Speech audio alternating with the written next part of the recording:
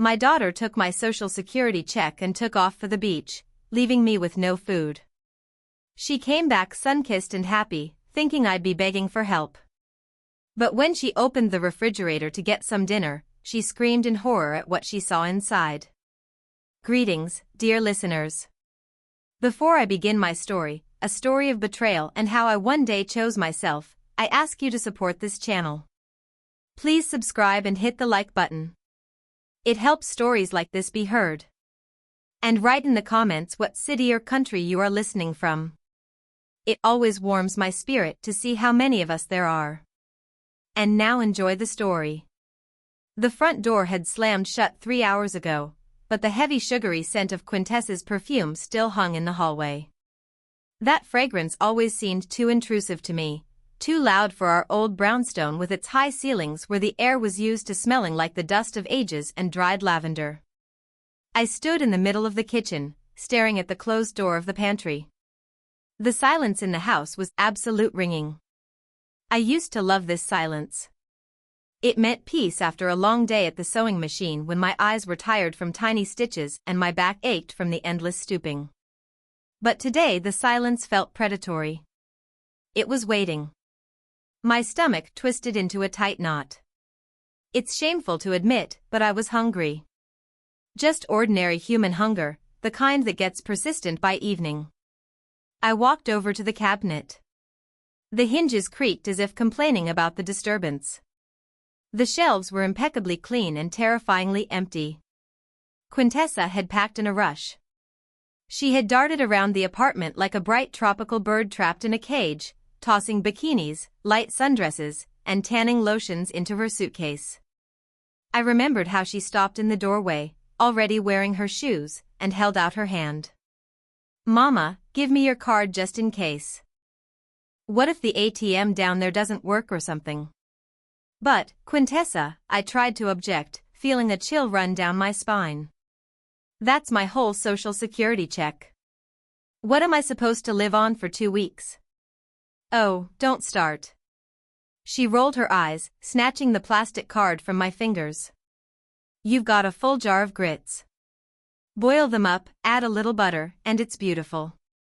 It'll be good for you to detox. Doctors advise a diet for everyone at your age. Don't invent problems where there aren't any. I deserve this vacation." And she left. She flew off to Miami, to the sun, to cocktails with little umbrellas, taking my money, my peace of mind, and as it turned out, my food with her. Grits. Right, she mentioned grits. I reached for the top shelf where the old glass jar stood, labeled grits, in my own handwriting some 20 years ago. The jar felt suspiciously light. I took off the lid and looked inside. At the bottom, amid some grayish dust, lay a few lonely grains. There wasn't enough to feed a sparrow, let alone a grown woman. She had lied. Or maybe she just didn't care. She hadn't even bothered to check if there was food before condemning me to this starvation diet. She just threw words out to silence my anxiety and forgot about me the second she called her Uber. My chest went cold. It wasn't the kind of cold you get from a draft. It was ice that starts growing from the inside when you realize that the person you carried, nursed, and raised isn't just selfish. They are cruel. I closed the jar and put it back. The sound of glass against wood rang out like a gunshot. I had to do something. Maybe some loose change. Quintessa often scattered coins, shaking them out of her jeans pockets. I headed to her room. Chaos reigned there. Clothes were strewn on chairs. Open tubes of lipstick on the vanity. Crumpled receipts on the floor. I started methodically searching the surfaces, under a stack of glossy magazines. Nothing. In the jewelry dish, empty. My gaze fell on a crumpled piece of paper carelessly thrown at the trash bin, but missing the mark. I bent down and picked it up. It was a printout of the hotel reservation and flight itinerary. I smoothed the sheet out on the tabletop. The letters danced before my eyes, but I saw the total figure immediately. It was bold, black, and merciless. The amount my daughter had spent on 2 weeks of beach relaxation was exactly equal to 3 months of my benefits. 3. I stood in the semi-darkness of her room, and it felt like the walls were closing in. For years, I had darned my old stockings. I had turned coats inside out to remake them. Coats I'd been wearing since before the turn of the century. I denied myself an extra peach to buy her the best shoes for school, then for college, then just because. Mama, this is what's in style now. I walked out of her room, pulling the door firmly shut behind me, as if cutting myself off from that smell of carelessness and betrayal. The living room met me with silent grandeur. I walked in. Here, in the light of the street lamps filtering through the heavy velvet curtains, stood them, my treasures, my jailers. The antique oak buffet, carved and heavy as a tombstone. Inside, behind the glass, the crystal and fine Haviland Limoges porcelain gleamed dully. A service for 12, which we had eaten from maybe twice in our lives. This is for Quintessa's wedding, I used to tell myself. The wedding never happened, but the china waited. On the dresser stood a silver tea service that had come down to me from my grandmother. Next to it, a jewelry box with pieces I never wore because where would an old woman like me go in this? Let it stay for the grandchildren. In the hall closet hung fur coats smelling of mothballs, which Quintessa contemptuously called dust collectors, but which were worth a fortune. I looked around my living room. This wasn't a home. It was a museum. The Quintessa Johnson Museum. And I wasn't the mistress of the house. I was the unpaid curator. A curator who shuffles around in worn-out slippers, wipes dust off the exhibits, and starves to death so that one day a visitor can come and take everything without even saying thank you. My stomach growled treacherously again. But now something else was mixed with the sound. Anger? No, anger is a hot feeling. This was clarity. Icy, crystal clear clarity. I walked over to the coffee table where a stack of old newspapers lay. Quintessa always scolded me for not throwing them out. Junk, trash, she would snort. But I knew that in the classified section there was something I needed. I had seen the ad a week ago, circled it in pencil just because, out of habit, never admitting the thought that I might need it. I sorted through the papers. There it was, the City Chronicle. The page with private ads. The red pencil circle was barely visible in the dim light, but I knew what it said. Mr. Alistair Sterling. I buy antiques, porcelain, silver, rarities. Honest appraisal, house calls. I looked at the telephone. Old rotary, reliable. Grits, you say? I whispered into the void. I picked up the receiver. The dial tone was long and steady. I started turning the dial, entering the number, digit after digit. Every turn of the dial took effort, as if I were cracking a safe where my own life had been locked away. It started ringing. Hello, a male voice answered, slightly raspy but polite. Listening. I took a deep breath of air that smelled like the dust of my museum. Good evening. My voice sounded unexpectedly firm, even to myself. Is this Mr. Sterling? My name is Yuli. Do you buy sterling silver flatware? I do. Professional interest appeared in his voice. What period are we talking about? I looked at the empty velvet case where the spoons should have been, then shifted my gaze to the buffet. Yes, early 20th century, I said. I want to sell it tomorrow. Mr. Sterling turned out to be punctual. At exactly 9 o'clock in the morning, the doorbell sliced through the silence of the brownstone, making me flinch. I hadn't slept all night, sitting in the armchair opposite the buffet like a sentry guarding treasures before surrendering them to the enemy. But the enemy was no longer poverty. The enemy was my own submissiveness. I opened the door. On the threshold stood a man of about 60 in a neat gray overcoat and wire-rimmed glasses. He looked intellectual, distinguished, but his eyes, keen, observant, betrayed a man used to appraising not just things, but people. Mrs. Yuli, he asked, tilting his head slightly. I am a Leicester. We spoke yesterday. Come in. Don't take off your shoes. I stepped back, letting him inside. He walked into the living room, and I saw his gaze slide over the walls, the heavy furniture, the paintings. He had expected to see another grandmother with cheap trinkets, silver-plated knickknacks, and a hope to get at least a penny. But when he saw the furnishings, his eyebrows rose ever so slightly. You have an interesting home, he noted cautiously. This isn't a home, I replied dryly. It's a storage facility. I walked to the sideboard and took out the heavy case lined with worn velvet. The latch clicked. I threw back the lid. On the dark green lining lay 12 silver spoons. They were massive, with intricate engraving on the handles. The monograms of my great-grandparents intertwined with grapevines. Quintessa adored them. She often took out this set, stroked the cold metal with her fingers, and said, "When I get married, Mama, we'll eat cake with these on our anniversary." This was her dowry, a dowry she hadn't even bothered to take with her while leaving to burn through my money. Mr. Sterling put on white cotton gloves, took a loupe from his pocket, and leaned over the table. Silence hung in the room, broken only by his breathing and the soft clink of metal as he carefully turned a spoon. Gorham Chantilly pattern, he murmured more to himself than to me. Early production. The condition is marvelous. These have hardly been used. Never, I corrected. They were admired. He straightened up, took off his glasses, and looked at me with new interest. A rare and expensive item. Usually, in these cases, they offer the scrap price, but that would be sacrilege. I can offer you, he named a sum. The sum was impressive. It equaled 5 of my monthly checks. A month ago, I would have fainted from happiness. I would have grabbed that money and hidden it under the mattress for a rainy day. But today, something different woke up inside me. Years spent at fabric markets, where I haggled for every inch of silk for my clients to save them a dime, suddenly made themselves known. No, I said firmly. A Leicester blinked. Excuse me?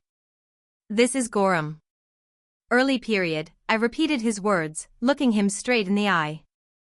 A full set in the original case without a single scratch. You will sell these to a collector for 3 times what you offered me. I'm not asking for the market price, Mr. Sterling. I'm asking for a fair dealer's price. I named my figure. It was 40% higher than his offer. He chuckled, wrinkles gathered at the corners of his eyes. You, Mrs. Yulee, are not as simple as you seem. Life teaches you, I parried. All right, we have a deal. He paused for another second, weighing whether to haggle, but apparently realized that before him stood not a desperate old lady, but a business partner. Deal. 10 minutes later, he left, taking the case with him, and I remained standing in the middle of the room, clutching a thick stack of bills in my hand. My heart was pounding somewhere in my throat. It wasn't fear. It was adrenaline. Pure intoxicating energy. I had just sold Quintessa's dowry. I had sold a piece of family history, and I didn't feel a drop of guilt. I felt the weight that had pressed on my shoulders for years become just a little lighter. I didn't hide the money. I put it in my purse, put on my best coat, beige cashmere, kept for special occasions, and walked out of the house. My legs carried me on their own, but not to the usual discount supermarket with yellow price tags and wilted cabbage. I was walking downtown to the Epicurean market. I hadn't been there in 15 years. The prices there bit so hard it was scary to even look at the windows. But today, I wasn't planning to look. The heavy doors swung open before me, and I was washed over by the smell of fresh baking, coffee, and expensive spices. I walked past the shelves like a queen returning from exile. I didn't look at potatoes. I didn't look for discounts on pasta. I went to the deli counter. Weigh me out half a pound of prosciutto di Parma, please, I told the clerk. And some of that Virginia ham. Then came the cheese section. I took a wedge of aged Parmesan and a soft brie with truffles. I grabbed a jar of almond stuffed olives. I bought a fresh baguette, still warm, crusty. And then I saw them. Peaches.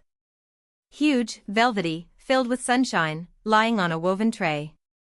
Out of season, of course. Imported. They cost as much as an airplane wing. 2, I said.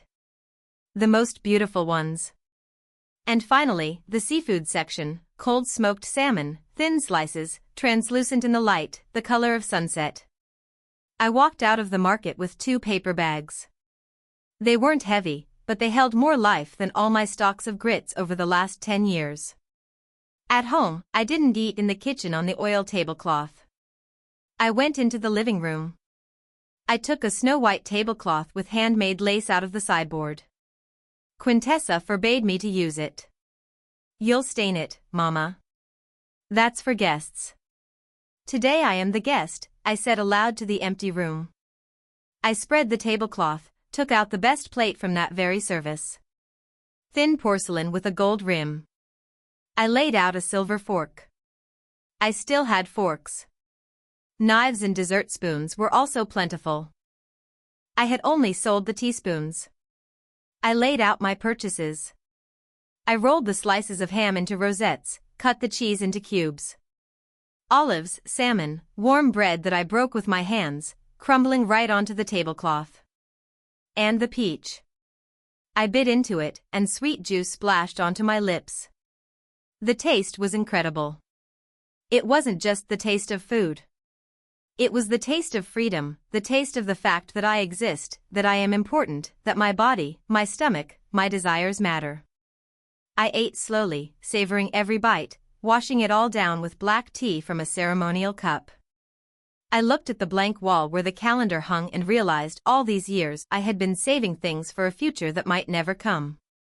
I lived in expectation that someone would appreciate my sacrifice. But sacrifices aren't appreciated. They are used. When I finished, only crumbs remained on the plate. I felt a fullness I hadn't experienced in a very long time. A calm, dignified fullness. I stood up and walked to the sideboard. The place where the spoon case had stood gaped with emptiness. The dust there was slightly lighter, outlining a rectangle. I reached into my coat pocket and pulled out the long receipt from the gourmet market. I carefully smoothed it out and placed it right in the center of that light rectangle, in place of the family silver. On the receipt, amidst the list of delicacies, the word total was printed in large letters. I smiled at my reflection in the glass of the sideboard. Dinner, I whispered. It was just dinner.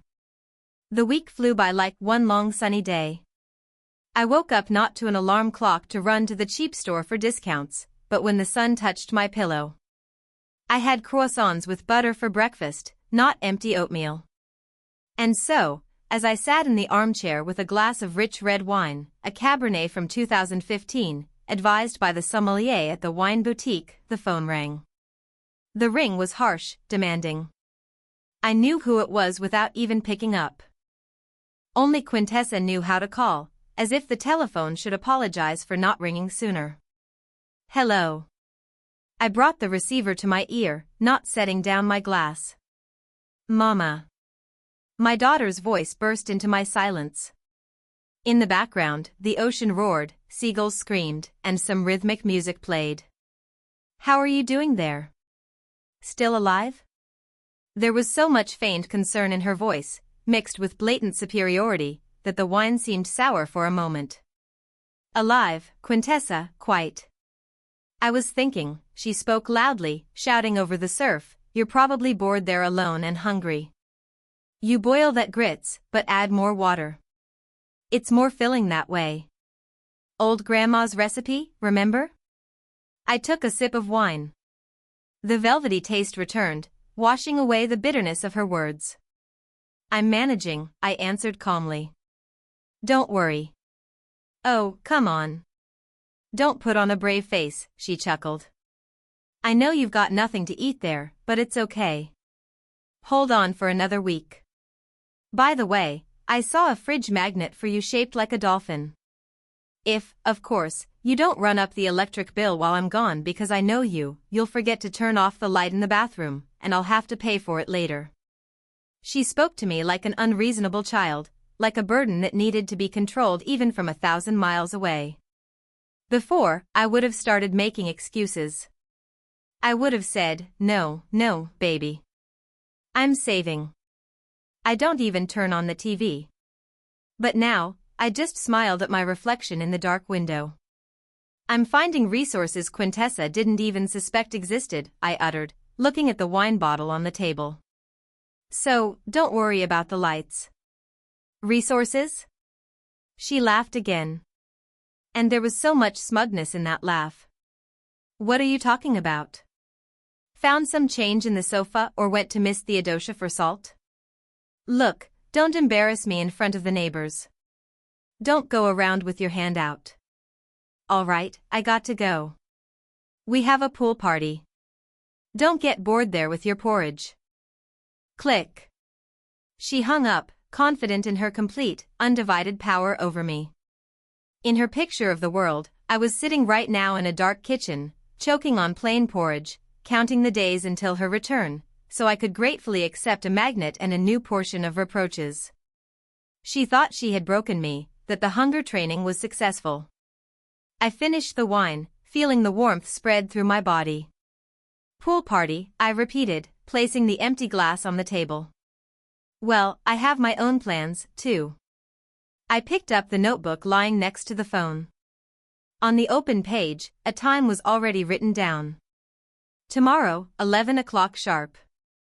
A Leicester S. I had planned to sell the wardrobe.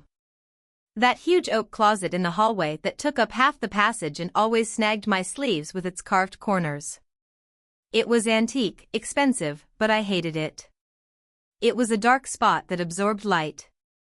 But after the conversation with Quintessa, I changed my mind. The wardrobe, that's too much hassle. Movers, noise, dust. I wanted something elegant, something that would hit her just as painfully as her words about watering down the grits. I got up and went to the dresser in the bedroom. There, in the top drawer lay another jewelry box, smaller. I opened it.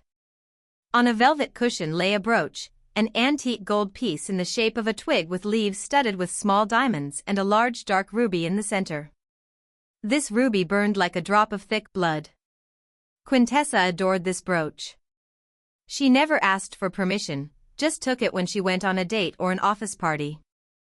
Mama, it's vintage. It's all the rage right now, she would say, pinning the brooch to the lapel of her blazer. She considered this thing hers, just like the apartment, just like me. I took the brooch in my hands, the stone was cold, but quickly warmed up in my palm. I remembered how Quintessa once lost the clasp from it and didn't even apologize. Well, fix it. You're a seamstress, she tossed out then. And I fixed it. Tomorrow, Mr. Sterling would come to appraise the wardrobe, but he wouldn't leave with it. In the morning, the antique dealer was precise as always. Good morning, Mrs. Yulee, he smiled, tipping his hat. Ready to part with the giant in the hallway? I shook my head, inviting him in. I changed my mind about the wardrobe, a Leicester. Changed my mind for now. Too much fuss. But I have something else, something more personal. I held out the brooch to him. Mr. Sterling's eyes lit up with professional excitement. He carefully took the piece, held it up to the light, and put on his inevitable loupe. Oh, he exhaled. Late 19th century St. Petersburg work perhaps. No, likely New Orleans Creole craftsmanship. The ruby is natural, unheated, very deep color, and old mine-cut diamonds. This is a piece with character. How much? I asked. He named a price. It was twice as high as for the spoons. It was money one could live on comfortably for 6 months or treat oneself to 2 weeks of paradise. It's yours, I said. Not bargaining this time. The price was fair, and my desire to get rid of this thing was burning. When a Leicester counted out the bills, I looked at the brooch one last time. It lay on the table, sparkling in a sunbeam. Beautiful, predatory, alien. You know, Alistair said, putting the brooch into a special pouch, this item surely has a history. It does. I nodded, taking the money. But the history has ended. Now it's just stone and metal. He left, and I was alone again. I looked at the spot in the jewelry box where the ruby used to lie. Emptiness. But this emptiness wasn't frightening. It promised new possibilities. I picked up the phone and dialed the number of a food delivery service from that very restaurant I always walked past, lowering my eyes so as not to see the prices on the menu displayed on the street. Good afternoon, I said. I want to place an order. Yes, delivery. Write this down. Crab and avocado salad, veal medallions with mushroom sauce. And I thought for a second, remembering Quintessa's words about water in the grits. And a bottle of champagne, the coldest you have. I hung up and felt a spring uncoil inside me. Quintessa would be back in a week. She would look for her favorite vintage brooch to show off her tan and new jewelry to her girlfriends. Let her look. Meanwhile, I would drink to her health and to the fact that I really did find resources. Not in the sofa, but in the self-respect I had finally bought back. The champagne sparkled in the glass, lifting tiny bubbles from the bottom, but the festive mood evaporated suddenly as soon as I opened the bottom drawer of the secretary desk. I was looking for the certificate for a painting, a landscape with a river by an unknown artist from the late 19th century that hung in the living room. Alistair hinted that with papers, the price would be higher. The drawer was stuffed with old receipts, warranty cards for appliances broken long ago, and other paper junk that Quintessa had dumped there for years. I started sorting through the papers, irritably, setting aside instructions for an iron and a hairdryer. And then my fingers hit a thick plastic folder shoved deep under a stack of old Essence magazines. The folder wasn't mine. I never bought such bright red screaming colors. I pulled it out into the light. Inside lay several sheets stapled together. On top was a glossy brochure.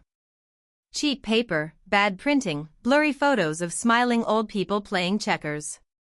Restful Meadow State Facility for Veterans and Seniors. The name seemed familiar. I had heard about it somewhere. Miss Theodosia, the neighbor, told terrible things, said it smelled of bleach and boiled cabbage, that the staff was rude, and the old folks lay for days staring at the ceiling because no one cared about them. It was a state institution, the most budget-friendly one with a bad reputation. A place where they send you to wait for the end, to be forgotten. My hands started to shake. I set aside the brochure and picked up the next document. It was a draft, a general power of attorney. In the header, my details. In the agent field, Quintessa Johnson. And below, in fine print, a list of powers. Right to manage all property, sell real estate, represent interests in medical institutions.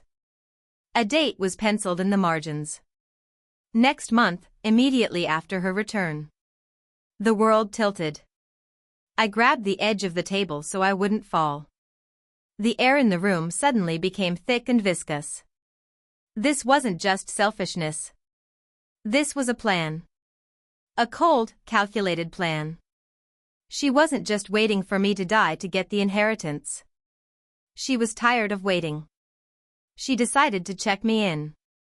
Check me into Restful Meadows like an old item to the scrapyard, to free up the apartment, sell the antiques, and live easy on my money while I rotted in a government ward.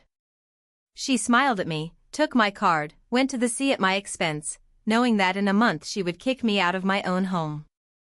Tears didn't flow. Instead, a wave of such fury rose inside me that I thought I would scream. But I stayed silent. The fury forged itself into action. If before I sold things just to eat and pamper myself a little, now this was war. I threw the folder back into the drawer, but didn't close it. Let it lie there as a reminder.